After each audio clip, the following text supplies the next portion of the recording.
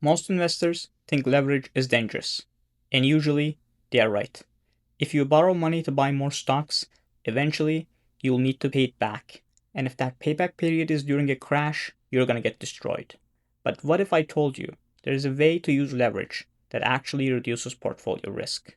This strategy is used by hedge funds, institutions, and most famously by Ray Dalio's all-weather portfolio. I backtested it across the 2008 financial crises, COVID, inflation shocks, and multiple market regimes, and the results were honestly surprising. To understand how it works, first we have to realize that most portfolios aren't actually diversified.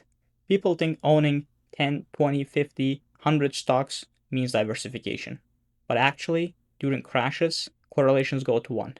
Everything falls together. Even if you own tech, banks, industrials, and energy, in a panic they all behave like the exact same asset. Diversification across stocks alone fails exactly when you need it the most. The difference between losing 55% and losing 25% during a crash is not just a number.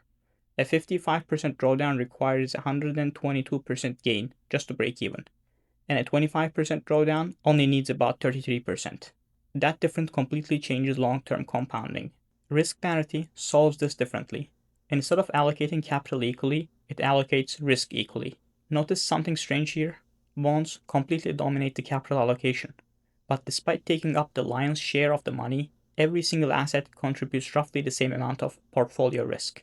This is the core insight. Low volatility assets like bonds need more capital to pull their weight. Highly volatile assets like stocks need less. When you balance by risk, no single asset can drag down the whole portfolio. None of these ideas are actually new. Risk parity has existed for decades. What's interesting is how volatility targeting and regime adaptation improves its weaknesses. But here's the problem. Traditional risk parity is very stable. Too stable to beat the market returns. So institutions apply controlled leverage, not random reckless borrowing, volatility targeted leverage. Most people think leverage increases risk. That's incomplete. Concentration increases risk. Proper diversification can actually allow you to use leverage safely. And that might sound backwards at first, because most people associate leverage with speculation. But institutions don't use leverage to gamble. They use leverage to amplify diversified, lower volatility portfolios.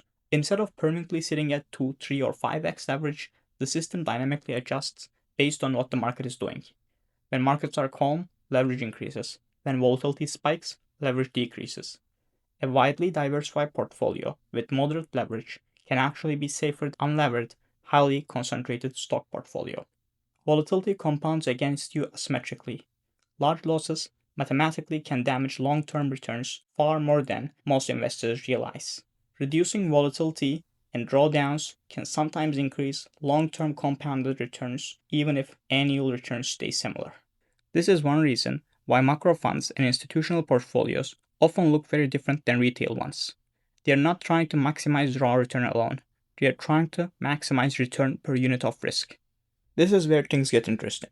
The volatility targeted version dramatically outperforms S&P 500, but the real story is not the return, it's the drawdown.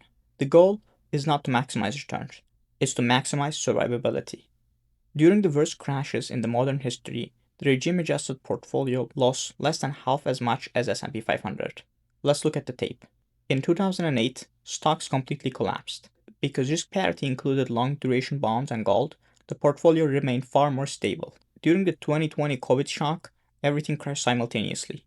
But the volatility targeting system rapidly reduced exposure, surviving the drop and even catching a bit of the rebound. The entire engine behind this is correlations.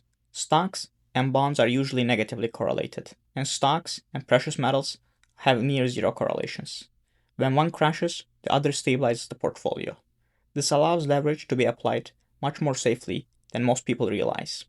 But 2022 exposed the biggest weakness of traditional risk parity. Inflation spiked, the Fed hiked rates, and stocks and bonds fell together. The negative correlation engine broke down, and interestingly, even more complex regime-based system didn't solve this problem. In fact, during certain parts of the inflation shock, the regime-adjusted portfolio struggled more than the raw risk parity portfolio. This highlights an important reality about portfolio engineering. Adding complexity does not guarantee better performance.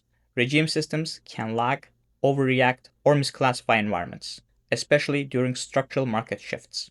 But over the full backtest, combining risk parity with volatility targeting and adaptive regime controls still produce stronger long-term risk-adjusted performance overall. The system monitors factors such as volatility, trend instability, and changing correlation dynamics to dynamically adjust exposure in unstable environments. Critics of risk parity usually point out three things. First, it can struggle in certain environments like 2022. Second, it depends heavily on the stock-bond correlation relationship. Third, leverage introduces financing cost and operational complexity.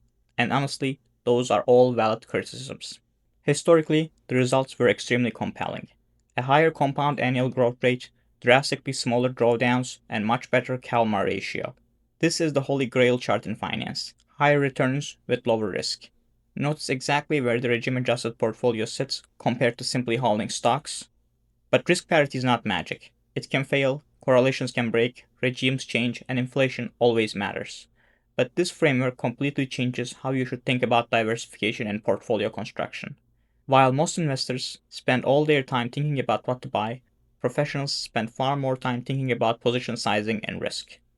The real lesson is risk matters more than allocation size, and smart leverage is fundamentally different from reckless leverage.